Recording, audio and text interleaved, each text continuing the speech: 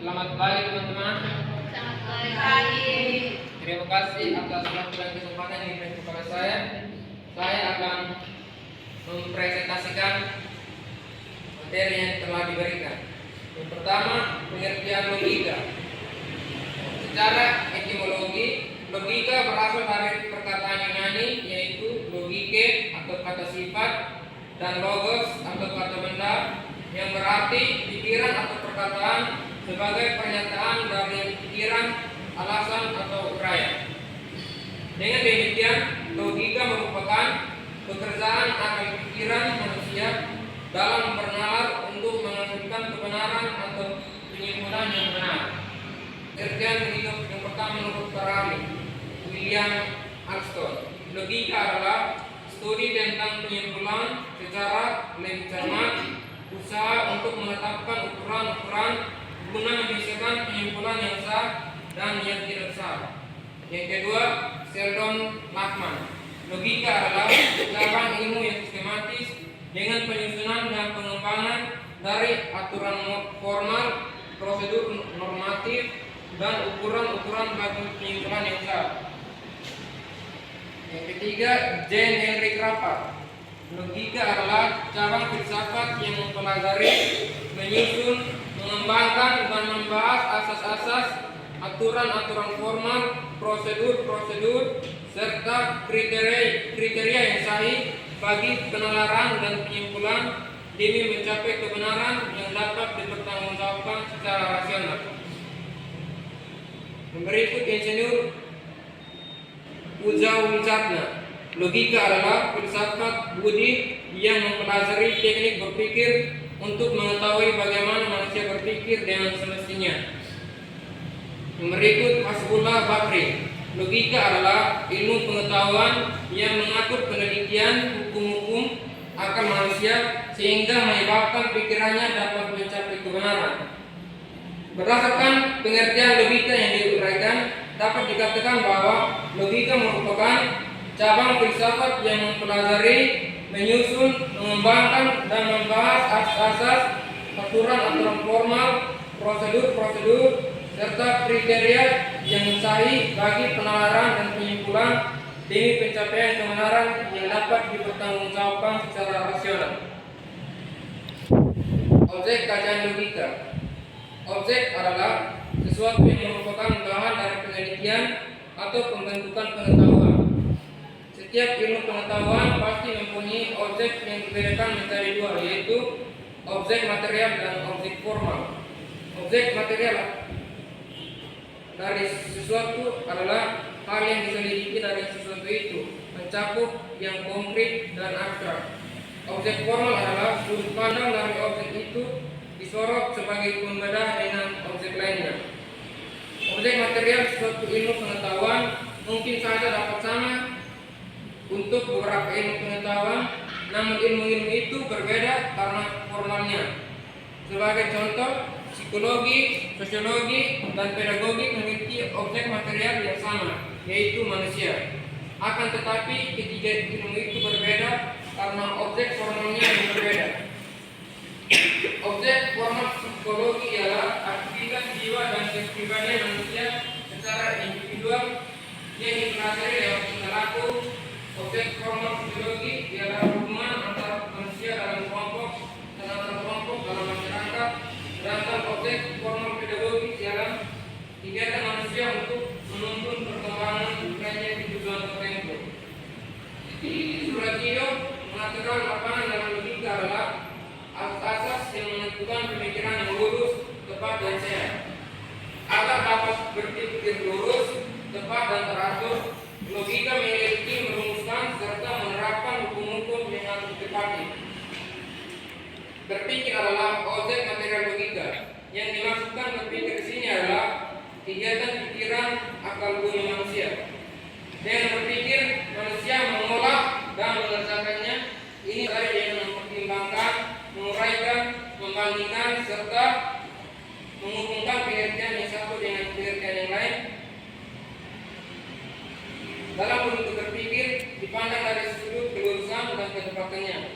Oleh karena itu, berpikir lurus dan tepat merupakan objek formal logika.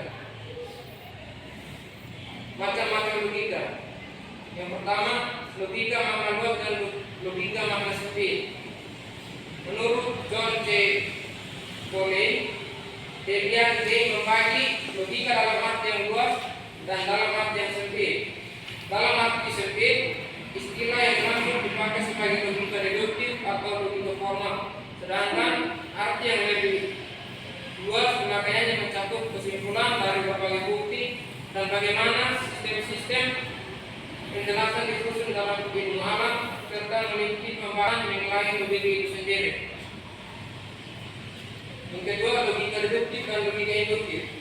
Logika deduktif adalah ragam logika yang mempelajari asas penalaran yang bersifat deduktif, yakni suatu penalaran yang menurunkan kesimpulan sebagai keharusan dari pangkat pikirannya sehingga bersifat betul menurut bentuknya saja. Logika induktif merupakan suatu ragam logika yang mempelajari asas penalaran yang betul dari sejumlah sesuatu yang khusus sampai pada suatu kesimpulan umum yang bersifat boleh jadi. Penalaran yang demikian ini digolongkan sebagai induksi. Yang ketiga, logika formal dan logika material. Pelone mengatakan bahwa logika deduktif disebut juga logika formal, sedangkan logika induktif kadang-kadang disebut logika material. Pernyataan ini tidak sepenuhnya tepat karena menurut fisika, logika formal hanyalah suatu bagian dari logika deduktif, yakni bagian yang berkalian dengan perbincangan yang sama menurut bentuknya bukan menurut isinya. Logika formal dinamakan orang dengan logika minor, sedangkan logika material dinamakan orang logika mayor. Apa yang sekarang disebut logika formal adalah ilmu yang mengandung kumpulan kaidah-kaidah cara berpikir untuk mencapai kebenaran. Berikut logika murni dan logika terapan. Logika murni merupakan suatu pengetahuan mengenai asas dan aturan logika yang berlaku umum pada semua segi dan bagian dari pernyataan tanpa mempersoalkan arti khusus dalam suatu cabang ilmu dari istilah yang dipakai dalam pernyataan dimaksud. Logika terapan adalah pengetahuan logika yang diterapkan dalam setiap ilmu bidang filsafat dan juga dalam pembicaraan yang mempergunakan bahasa sehari-hari. Berikut logika filsafat dan logika matematik. Logika filsafat dapat digolongkan sebagai suatu ragam atau bagian logika yang masih berhubungan erat dengan pembahasan dalam bidang filsafat, misalnya logika kewajiban atau logika arti dengan metafisika. Adapun logika matematik merupakan suatu ragam logika yang menelaah penalaran yang benar dengan menggunakan metode matematik serta bentuk lambang yang khusus dan cermat untuk menghindarkan makna ganda atau kekaburan yang terdapat dalam bahasa biasa. Hukum-hukum logika. Yang pertama, hukum identitas. Hukum identitas menyatakan bahwa kalau satu pernyataan benar, maka pernyataan itu benar, atau setiap proposisi berimplikasi atau berarti dirinya sendiri. Berimplikasi seperti dicatat Garnong Clark, alangkah anehnya dunia jika hukum ini tidak berlaku, karena dunia ini akan menjadi dunia yang tidak memiliki konsep identitas atau kesamaan. Yang kedua, hukum tidak ada jalan tengah. Hukum tidak ada jalan tengah menyatakan bahwa segala sesuatu haruslah apa adanya atau tidak segala sesuatu adalah A atau bukan negatif A. Yang ketiga, hukum kontradiksi. Hukum kontradiksi juga dikenal dengan hukum non kontradiksi. Menyatakan bahwa tidak ada pernyataan yang sekaligus benar dan salah atau A bukan negatif A sekaligus adalah kontradiksi. Hukum kontradiksi adalah hukum yang terutama karena mencakup kedua hukum lainnya. Logika dan bahasa. Logika ialah ilmu yang berpikir tepat. Logika sekedar menunjukkan adanya keliruan di dalam rantai proses pemikiran sehingga kekeliruan itu dapat dielakkan. Maka hakikat dari logika dapat pula disebut sebagai teknik berpikir. Bahasa merupakan alat dari proses pemikiran atau alat dari logika. Hubungan bahasa dan logika dapat dijelaskan bahwa hasil yang diperoleh dari mempergunakan suatu teknik atau logika akan tergantung dari baik buruknya alat bahasa yang digunakan. Penggunaan bahasa sebagai alat logika harus memperhatikan perbedaan antara bahasa sebagai alat logika dan bahasa sebagai alat kesusastraan. Kaitan erat logika dan bahasa. Yang pertama, ada dua aspek penting dalam pemikiran, yaitu aspek kegiatan mental. Yang kedua, melalui bahasa kita dapat mengkomunikasikan penalaran kita dan dengan demikian dapat diuji tepat tidaknya. Yang ketiga, penalaran yang baik menuntut kemampuan penggunaan bahasa yang baik pula. Sekian presentasi dari saya. Mungkin dari teman-teman ada yang mau bertanya?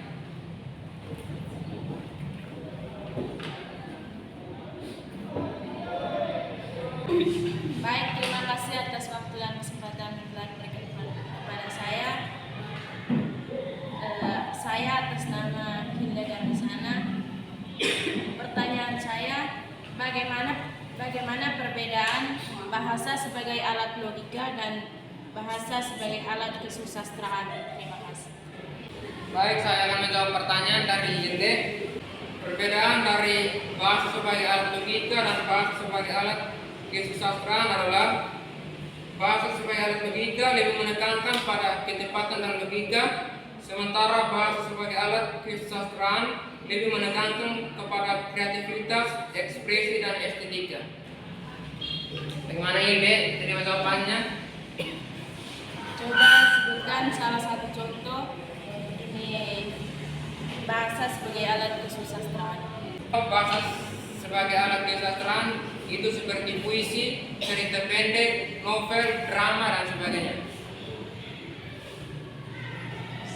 Sudah.